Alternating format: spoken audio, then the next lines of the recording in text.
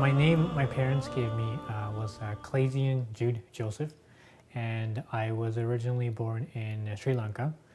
We're a family of five, and I was the last of the siblings. So I was born in 1981, not the greatest time being in Sri Lanka at that time, roughly at around the same time where the civil war between the Tamils and the Sinhalese broke out. So essentially it was very difficult. We moved from city to city in Sri Lanka.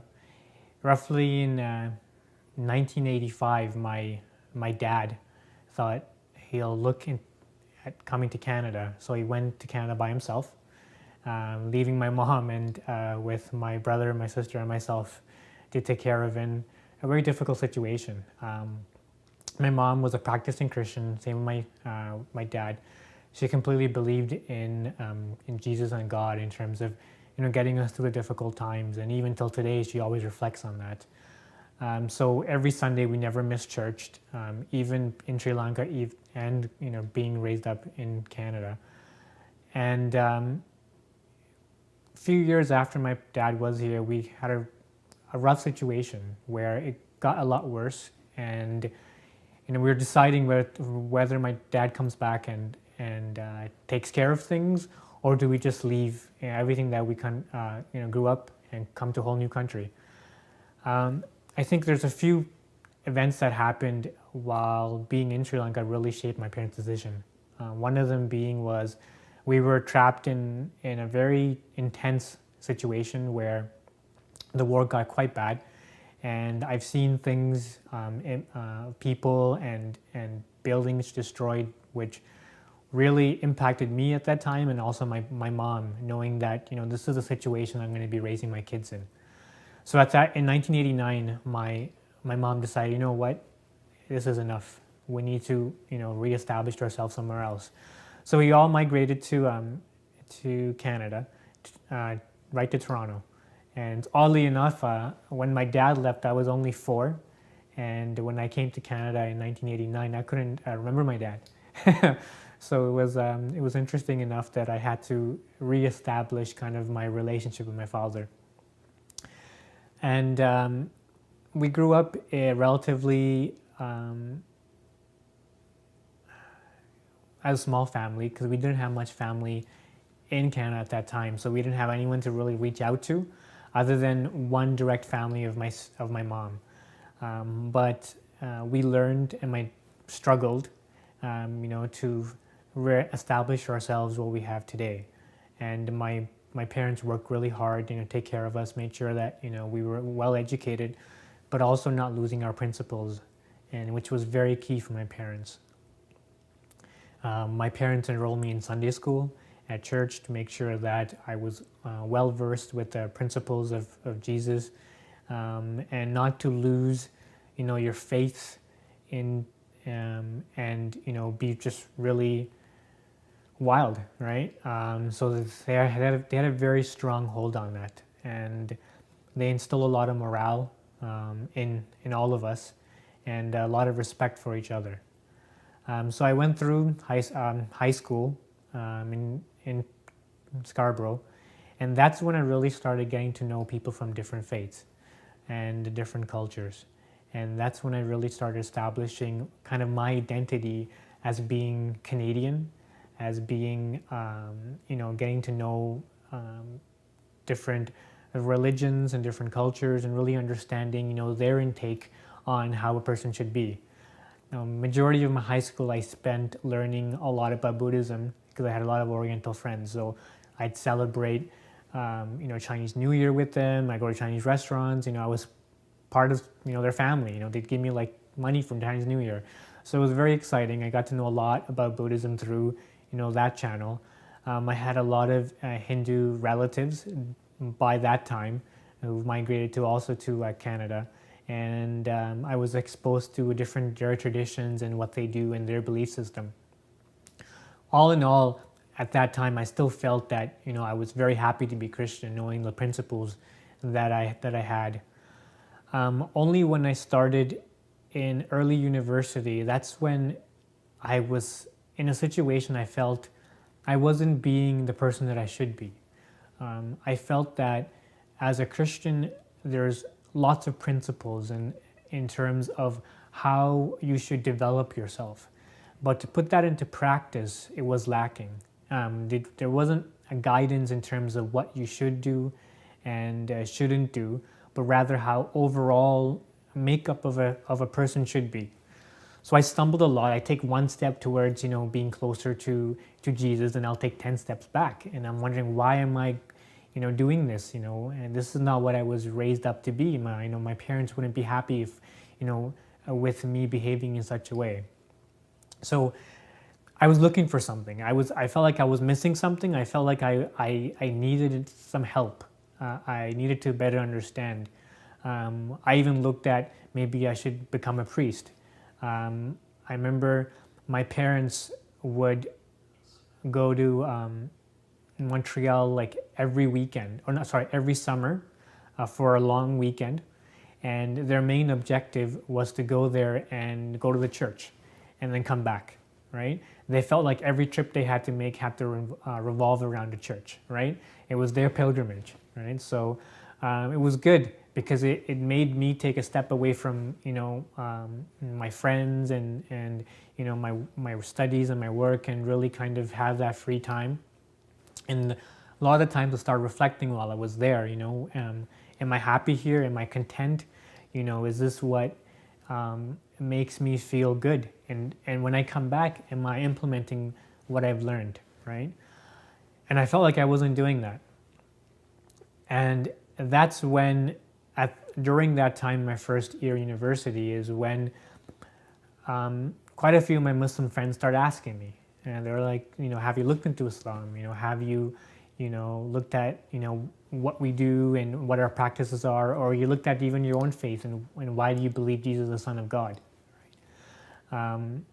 And I remember the most common phrase was did you know that Ali's written on the moon, right? I'm like, what? How is that possible? I see the moon all the time, right?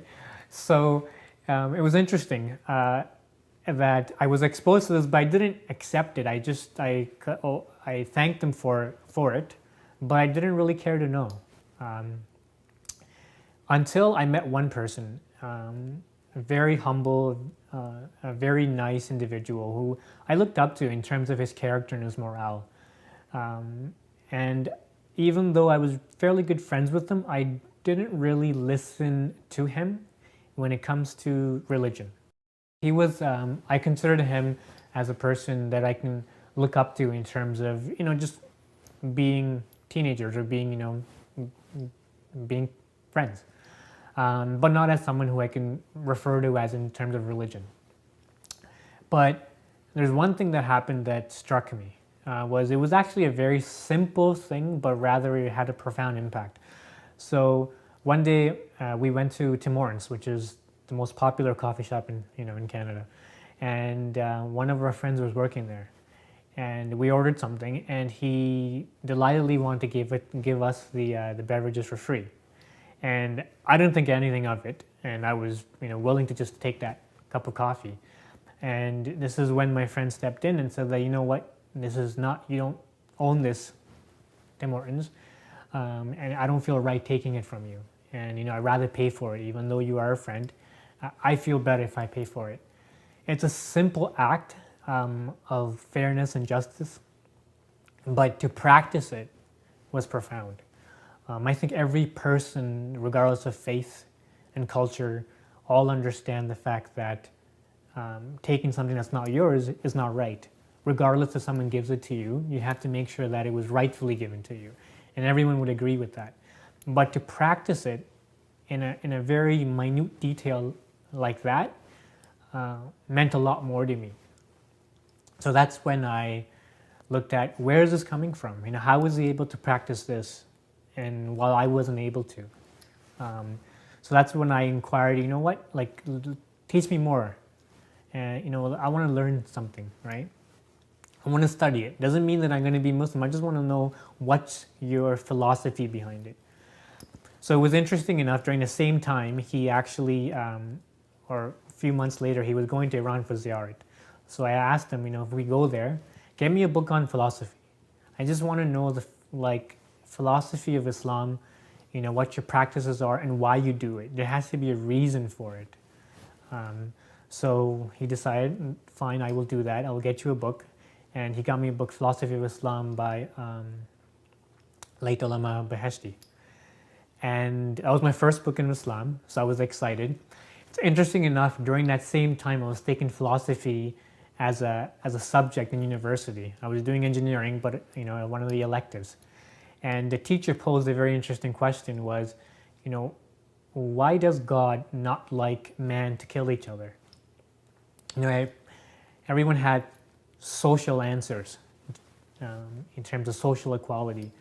And I felt that it was much more than that. So my contribution in that class was that, well, if God made us in his likeness, then why would he want us to kill something of his likeness unjustly?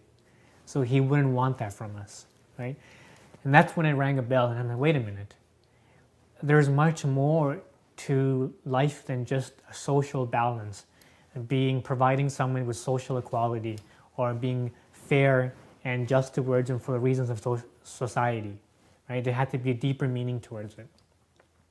So when he brought that book back from Iran, I was excited to go into it. And that's when I started reading and uncovering, different practices within Islam that really defined things while growing up.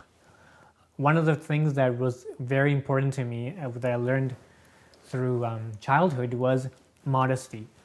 My parents were very conservative in their dress, in how we behave outside, but more importantly when it came to modesty. Even when at home, when we used to watch TV, whenever there was a vulgar scene or something that's inappropriate that we shouldn't see, immediately they would change the channel. They wouldn't allow us to watch it. That was the rule in the household.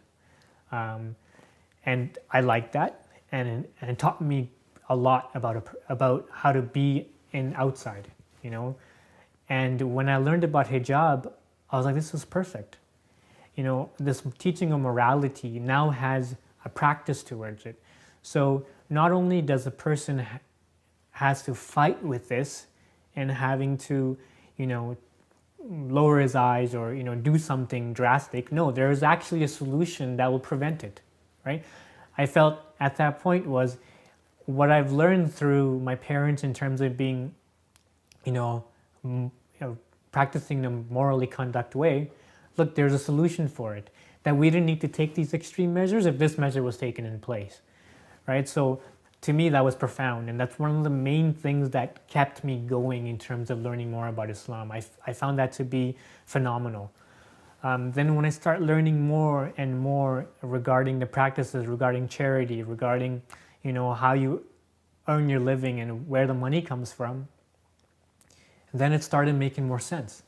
We look at charity is such a huge thing in Christianity, but how far Islam takes it regarding where does that money come from, who you are charitable to, the whole concept of charity, to your wife, to your family, to your community, and then to the world at large, shows how you build from within out, right? And how a good structured family can help the community, and how a good structured community can help the society. So that layer that Islam presents itself was too beautiful. It reminds me a lot about nature and how Allah has created the world, and I wasn't a person that really loved nature, really loved to see things in this world that resembled our religion, resembled our lifestyle. So that whole layered piece of how Islam presented itself was beautiful for me. So this is when my journey began. And this is when I felt like I was reborn and, was relearning life. I think the key turning point in my life in terms of embracing Islam and really, accepting it as a way of life was when I was reflecting in university, and I saw what I did previously, and I saw where I would go 5 years from now, 10 years from now. And then I looked at if I had children, raising them in a society, how can I instill, principles to my children that I can protect them from corruption, protect them in such a way that they have a reason to act in this way. And when I started putting the puzzles together, every time I turned away from Islam, I felt something was missing. I felt that there was a piece missing. I felt that I'm taking a risk. And just as how I failed in my actions, I knew that my offspring will fail in their actions, and so would their offspring. I knew I had to do something or learn something that would protect it. And Islam was the only way that I knew it had the answer for. Every situation that I would come across, it had an answer for it. Not because we needed an answer for everything. And I think sometimes we get lost in that concept that I need an answer for this, I need an answer for that. No, we need an understanding of what the answer means. And it may not have a direct answer to our questions, but it gives us a principle of guidance. That if you morally conduct yourself in this way, these are the results that you will get. And this is the results of your actions. And this will help you in regard of this situation, right? It was almost like a business plan, but it was a plan on how to live your life. And I was very attached to nature and attached to, what I saw in terms of how Allah has created the sun, the moon, the plants, and the trees, and the whole animal kingdom. Then I'm like, you know what? This fits into the pattern of life. This is not something ambiguous. If you look at the, everything around you and you want to apply religion to what's around you, you'll never find a better puzzle than Islam. And then I'm like, wait a minute. If it applies to the world around us, then why doesn't it apply to us? Right? That's when I'm like, you know what? This makes so much more sense. Now I need to find out how I need to practice it and which way do I need to follow and how should I embrace it, right? I grew up with Sunni, Shias, Ismailis. I knew people from different, sects. I had someone tell me, just be Muslim. It doesn't matter what sect you are. That's all created afterwards. It doesn't matter. Just be Muslim. I had friends, influenced me in Sunni Islam and Shia Islam. I found all of it to be beautiful because at the end of the day, it's all teachings of the Prophet. And everything that the Prophet said is beautiful. But what is perfect, right? Because Allah has made this world perfect in terms of what we learn from it and what we take to the afterlife. He has made it perfect. So there's something that had to be within it that was absolutely perfect. So that's when I had to really understand, I can't make a decision on Shia Islam or I can't make a decision on Sunni Islam unless I know both of them. Unless I can see the evidence of each one in this world outside of ourselves, outside of a book. Because, I know there's lots of hadiths in Sunni Islam that prove, their belief. And there's lots of hadiths of Shia Islam that prove Shia Islam in the Shia hadith books, right? So I can't use a book to say, oh, well, you know what? Because I picked up one book and it tells me to be in this way, so I'm going to follow it, because you could find it somewhere else. So in the same way I thought and reflected about coming from Christianity to Islam, I knew I had to continue in that reflection. If I get stuck in the dogma of looking for it in a book, I'm going to miss out. So I had to reflect a lot because that was one of my major struggles after becoming Muslim. When I was in that phase about reflecting, I had people pull me from different directions. So I needed to make a decision for myself and something that was going to save me for the future. So I was in engineering, so I started using principles of engineering and try to understand it, and principles of life. So one of the things what I learned was load bearing. So if you have an axis and you have a load bearing, the most strongest load bearing will be the one that's closest to the axis. So I found out, wait a minute, so if I'm going to apply that in my religion, I had to use who was the most closest to the Prophet. Because why? Because that'd be the strongest load. And whatever you put on that load, it would bear the most. Then I looked at, okay, let's look at other sciences. I looked at politics. And I found, when I reflected on Christianity, I've noticed one very common element was that politics was always present in every prophet. If you look at Habil and Qabil, their sacrifice, one was accepted, one was rejected. It was a political statement regarding why is mine rejected, right? If you look at Musa and Pharaoh, Ibrahim and regarding the idols of worship. But what really struck me was Jesus and how he was battling the people of the temple who claimed themselves as to be the followers of God, and truly he was the follower of God. He was the prophet of that time. He came with the most blessed of teachings. Yes, there was already an established religion through other prophets, but he came to perfect it in their own due time. And they rejected it because they felt that they already had a prophetic teaching. So I'm like, that was a prophet against politics. And I knew that the Prophet Muhammad sallallahu alaihi wasallam also had that. And whatever message he delivered will have that. So I had to differentiate between the prophetic teachings of Prophet Muhammad and the political reasons of taking that and implementing it, and differentiate between the two. Before I had a chance to pick Imam Ali alayhi salam, I knew that there had to be someone perfect to carry on that message, right?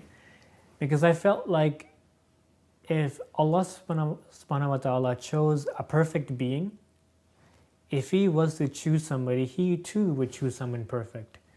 Because if Allah has said that he is the perfect man, then wouldn't we assume that his choices are perfect?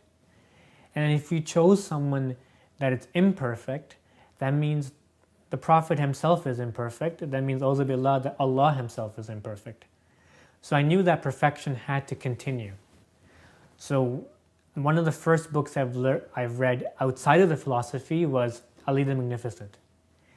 And that was it. That was the icing on the cake.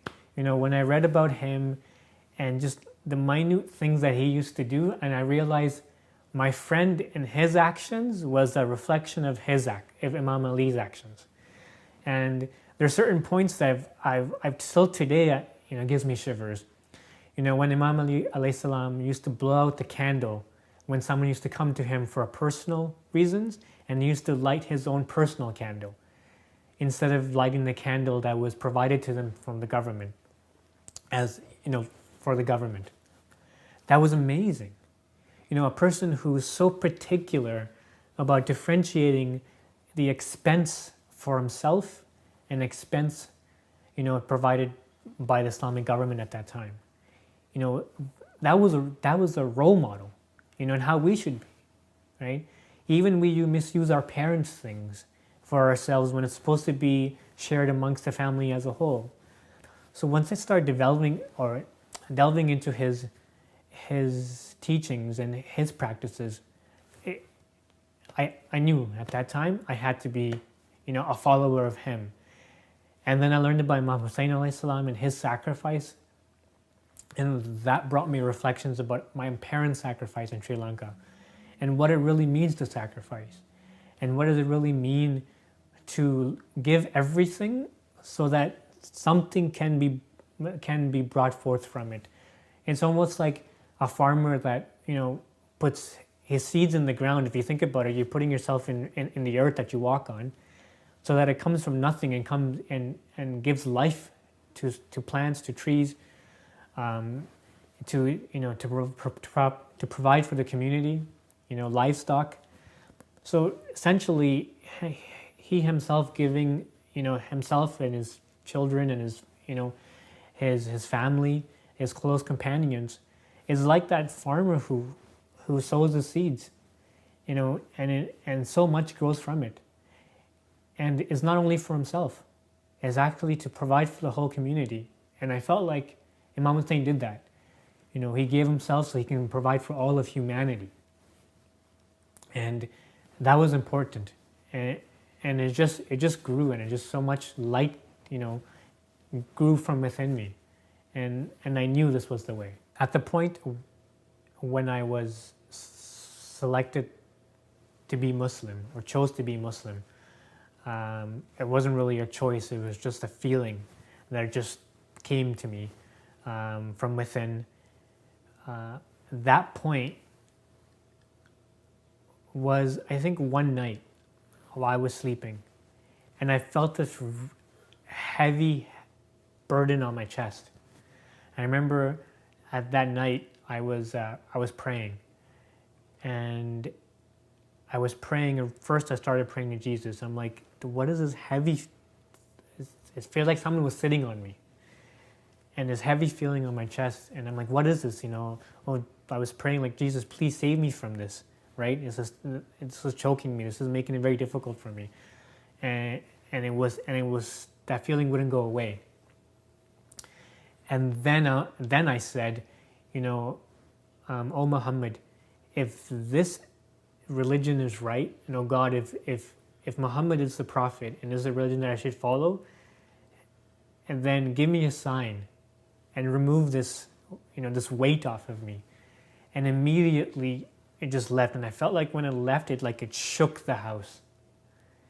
And I was awake that night. I didn't sleep, and I was just thinking, what was this? I had to submit, to God. I had to submit to this religion because it saved me from whatever this was, or it made me confirm my belief. And that was the point of my shahada. And that's when I felt like this was my shahada, that, I became Muslim at this point. And from that moment, when I was learning, about Islam, it took me a few months to really understand between Sunni and Shia. I didn't want to go into a book. I didn't want to read, the different hadith. I did eventually. I've read, Sahih Bukhari, a lot of Sahih Bukhari. I read a lot of the hadiths from Imam Ali alayhi salam, from the Prophet, relating to Imam Ali, Imam Hussein alayhi salam, relating to the Ahlul Bayt. But I felt I needed to first understand what I'm reading and what I'm looking for. So I was looking for some kind of guidance in who the Prophet has left to be our guidance. And to be honest, you can't choose being Muslim without following a certain path, because you're going to pray, and however you pray is going to be based off of two teachings, really, either following Shia Islam or following Sunni Islam. You can't pray and say that I'm praying as a Muslim, because it's represented by a sect. Even the Prophet himself says that my religion will be broken into 73 sects, one of which would be correct. So I knew you had to choose a way to follow. What was perfect? When you reflect about the Torba and what it represents, we're not prostrating to a clay per se. We're prostrating to something that represents where we came from and where we go back into. And it was a good symbol for me, because everything is a symbol from God. The sun, the moon was a symbol. The moon was a reflection of the sun. And, when Prophet Muhammad sallallahu alaihi wasallam says that, I am the moon and I am the sun and Ali is the moon, it was beautiful for me, because during the day we have guidance and during the night we have guidance. So why do I feel I'm not guided, right? And I felt like that was a beautiful lesson for us in terms of that you always will be guided, regardless of the day or the night. And that was perfect. This was the perfection that I was looking for. And when I kept looking more and more into it, it just, everything came together as one piece. And I knew, there was no other choice that would make more sense to me. I understand that the Sunnis, revere and respect their companions, as they should, because that is their foundation of their religion, right? And we Shias, we revere and reflect and respect our Ahl al-Bayt, because they are our foundations of our religion, right? And I just had to choose what was more perfect. It's almost given to me as you choose a little small shack or you choose a palace, and both of which is free and both you can dwell in it forever. And I felt like, well, if you're going to give me that, I'm going to choose the most perfect place, right? And I'm going to choose the palace, right? And just the knowledge that flowed from me the minute I started reading the hadith from Imam Ali alayhi salam, it was just impeccable. I was starting to explain things I was never able to before. I was starting to, really understand different struggles in my life that I never understood before. I was being able to explain things to my friends that, that I didn't think it was coming from me. I didn't have this kind of insight. And, it was difficult at times, explaining things to my parents was difficult. I had a difficult time. But I understood because this is their religion that they grew up in. And, having one of your kids become change their faith is big, I totally understand that. Now, alhamdulillah, we're like best of friends. We need to go over that phase where that struggle is of understanding. And then once they realize, you have become a better person. And then they realize, wow, no, we will, get back that relationship that we had, and we will reestablish that. I remember so vividly, actually, my first, Shahr Ramadan, fasting. I used to make little trays of dates and dried fruits in little Ziploc containers and put them under my bed. So when it was Sahri time, I used to wake up, eat them quickly, and put them back underneath the bed, and then pray and then go to sleep, right? I didn't have the privilege of waking up and, making food, in the kitchen, because my parents already knew about the practices. They knew what Ramadan was. They knew what fasting was. They knew when people woke up. So I'd had to do it in that way so that I didn't further upset them, because I know they were struggling to cope with it, all right? But that was a challenge. And was it difficult? Yes. But there was so much beauty in it, because then you start to appreciate what fasting is, right? And as the day prolonged, it became harder, right? Because you're waiting for that day to break your fast. And I remember coming home and I had to break my fast, and there would be meat, cooked, and rice. And I'm like, wow, I had to break my fast with rice. So I'd boil an egg, and just to be an egg and rice, right? I had to live with that, and I didn't have a choice.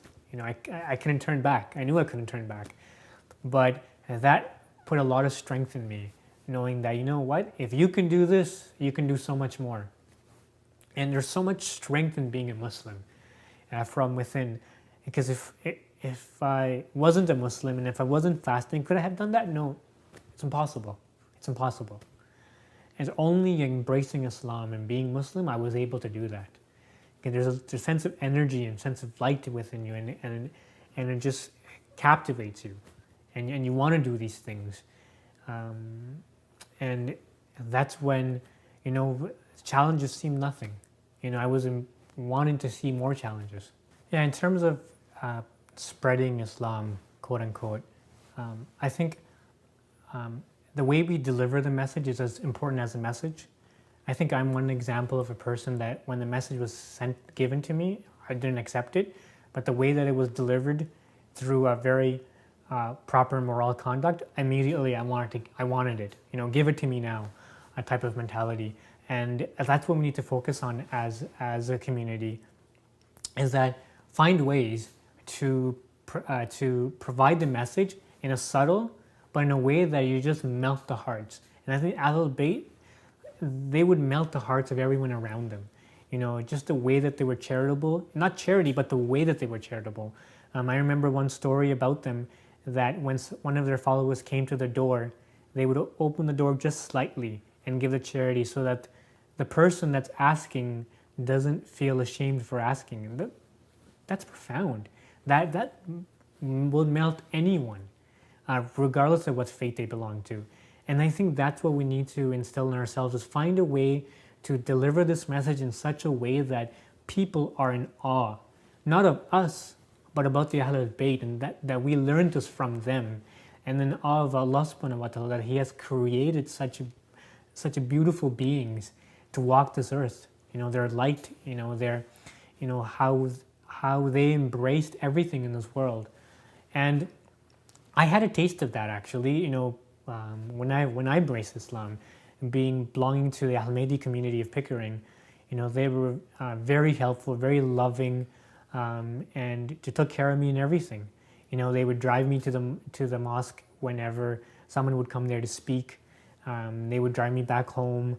They would always make sure everything was okay and talk to me, provide me their opinions and ask for my opinion about things, just for them to understand better, growing up here. And invite me to different events and really honor me as a guest. And that was key, because I didn't know Urdu because it was a Pakistani community. I picked up words over time, but I didn't know Urdu. But that difference of language didn't separate them. In fact, it was an opportunity for them to share the differences of culture and come together as a community. And that was beautiful. Because sometimes we let our cultures, differ us from other people, when it should actually make us want to get to know each other more. And they got to know me a lot in terms of my culture and Sri Lankan food and Pakistani food, and it was great. And I appreciate that so much, and I pray for them till today, because that support was my backbone. When I felt beaten inside, dealing with struggles with my parents, when I felt defeated in terms of trying to convey the message to my parents, they caught me, they talked to me, they comforted me, and that was big. That you can't ask for anything more than that from a community. And I appreciate it so much even till today. And we need to outreach to all converts and reverts and make sure that they feel that way, and they don't have these struggles, or they don't feel like they're hopeless, or they feel defeated being Muslim and that they can't progress in that way. I think we have a lot of responsibility like that. And if we were able to do that, I think the families or friends of those Muslims who became Muslims from other religions will start to see, it's like, wow, you have so much love and support. Let me find about this. And we can grow like that as a community. And, that's what's important. And we've got that here in Toronto. We have a very strong, vibrant community in Toronto. And if we can share that with the rest of the world, I think we would be, front runners of how we need to be in terms of coming for the Imam Zaman, inshallah. There's definitely racism and discrimination, of course, in this community, or any community, in fact.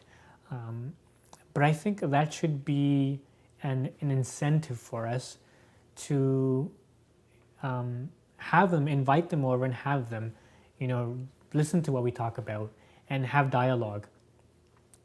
I think as much as our community is suffering from different things of the world, for example, like our situations and struggles with our teenagers, music, vulgarity in the public, other communities are also facing that. I think if we can come together as one community and talk about these issues and see how we have solved them, I think it will help lessen the friction between us. Because as a Christian, you kind of are on guard when it comes to a Muslim, and just how it's portrayed. As a Muslim, you're also on guard in terms of how you're going to be viewed, from a Christian, or from a Jewish person or from a Hindu person, but we have so much to learn from each other. We have adapted ourselves to different struggles and different situations. The Catholic community had so many struggles in terms of how they were targeted in America, as, in terms of their priests, even the Jewish community has been targeted, for decades. We are today in this time, we are targeted in terms of the media. We have a lot to learn from each other.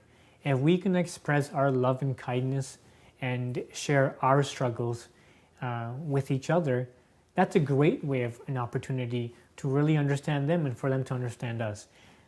And the minute they start understanding us from up down, meaning from Allah to the Ahlul Bayt downwards, it's just beautiful.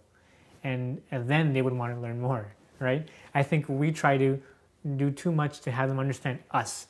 Like, my name is Muhammad, or my name is Ali, or, I think we need to have people understand, no, where do we belong to, and why are we this way, and who is our teachers, right? And that way will enlighten, the others to come and learn more from us. There's one hadith that I look up to, and I remind myself. It is so simple, but I think that simplicity creates abundance of knowledge. And this is a hadith that's beautiful because it's shared by all Muslims, and it is so beautiful. It's a hadith that relates to the one who knows himself knows his Lord, and even though it's shared by all Muslims, I think it's shared by all of humanity, because every single human being wants to know himself better. And the reason for it, whether they know it or not, is in fact knowing a divine being. And that's their ultimate goal, whether they establish that within themselves or not. But that is the reason for every human being, to know themselves better. And right now in this world, it's, there's so much like yoga and classes on,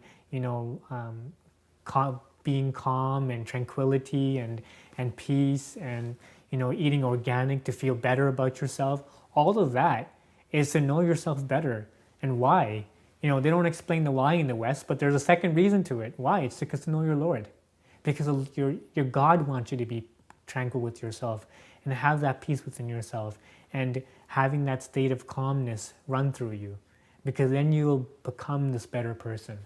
And I live by that hadith in terms of always use that as an example. If you know yourself and what you're doing, then you'll know your Lord. So keep doing what you need to get to know the inner crux of yourself and understand your own fitrah, because then you'll understand the creation of Allah subhanahu wa ta'ala and how He has created the entire universe. And once you're in awe of that, all these little things that distract you will become meaningless.